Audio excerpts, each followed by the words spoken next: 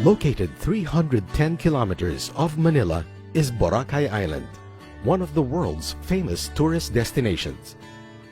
On February 8, 2018, President Rodrigo Roa Duterte tagged the area as a cesspool, directing DENR to clean up and rehabilitate Boracay. Boracay is a cesspool. It's destroying the environment of the Republic of the Philippines and creating a disaster coming. On May 8, 2018, Executive Order Number 53 was issued creating the Boracay Interagency Task Force, BIATF, who will spearhead the rehabilitation activities. On April 26, 2018, rehabilitation officially started with the following activities: demolition of illegal structures within the 25 plus 5 meters easement in White Beach and Puka Beach, road clearing and widening to decongest traffic, demolition of hangover structures along the roads in compliance with a 12-meter road easement, excavation of buried pipes. As part of the recovery of the wetlands, demolition of illegal structures was also initiated. The government partnered with the private sector to rehabilitate the wetlands within Boracay. Part of the rehabilitation efforts is to ensure that the quality of water is within water quality standards. Thus, the DENR Environmental Management Bureau conducted daily water quality monitoring.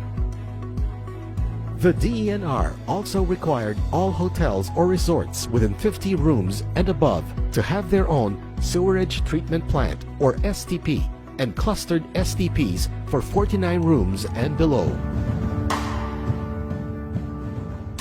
After 6 months of non-stop and rigorous rehabilitation activities, Boracay Island reopened for tourism on October 26, 2018.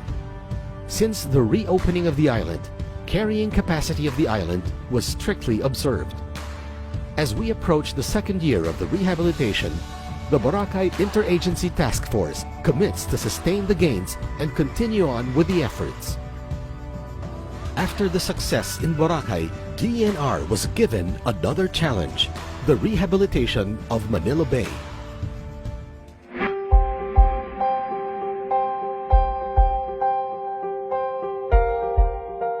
After a decade of government interventions since the issuance of mandamus, deterioration of the bay's water quality continued. Alarmed over the degradation of the bay, President Rodrigo Roa Duterte ordered Secretary Roy A. Simatu of the DENR and Secretary Eduardo M. Año of the DILG to clean up Manila Bay. Kaya sabi ko kay Roy Simato, Jan Simato, pati si Jan Año, you start cleaning the Manila Bay. And it will be, they will start to clean it. The DENR, together with Secretary Año, Tourism Secretary Bernadette Romulo Puyat, and other mandamus agencies members, immediately convened all stakeholders to discuss the rehabilitation of Manila Bay. On January 27, 2019, the DENR led the launch of the Battle for Manila Bay, giving the green light for its rehabilitation. Immediately after the launch, the DENR and Laguna Lake Development Authority closed down airing establishments within the bay, which were found violating Republic Act 9275 Clean Water Act of 2004. Believing that local executives shall be the frontliners in cleaning up esteros that drain into Manila Bay, the DENR conducted dialogue with barangay chairpersons. This is also in preparation for the massive cleanup. On March 31, 2019, the Battle for Rivers and Esteros was launched with more than 16,000 people participating in the cleanup drives. The DENR continues to tirelessly work in the following areas.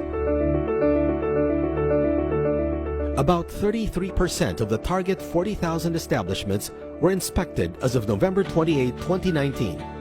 Regular water quality monitoring in 18 selected river mouths and outfalls and 31 bathing beaches in National Capital Region.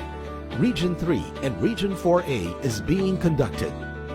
Following the bay's rehabilitation in January, the coliform level in Agwawan Beach in Mariveles, Bataan significantly went down to 8 from 790 mpn, prompting the DENR to declare it swimmable on April 9, 2019.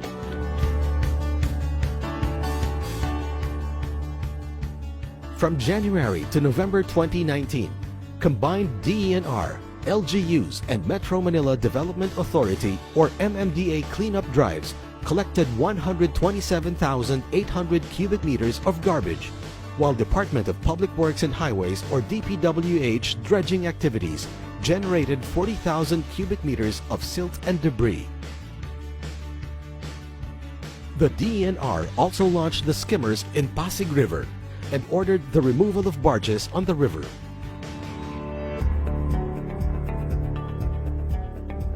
Delineation and demarcation of easement has started in 32 waterways in 3 regions.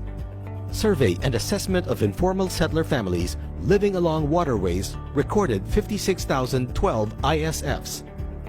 259 informal settler families from Estero de San Antonio de Abad and Estero de Magdalena were relocated in Caloocan City and Cavite City.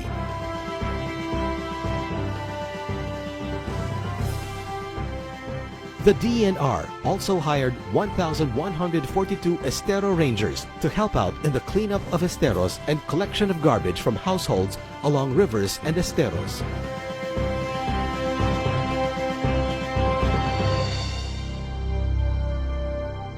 The DENR and its employees were directed to go out of their offices to help in the cleanup of esteros, as well as conduct information, education, and communication campaign to heighten awareness and encourage participation in the rehabilitation of Manila Bay.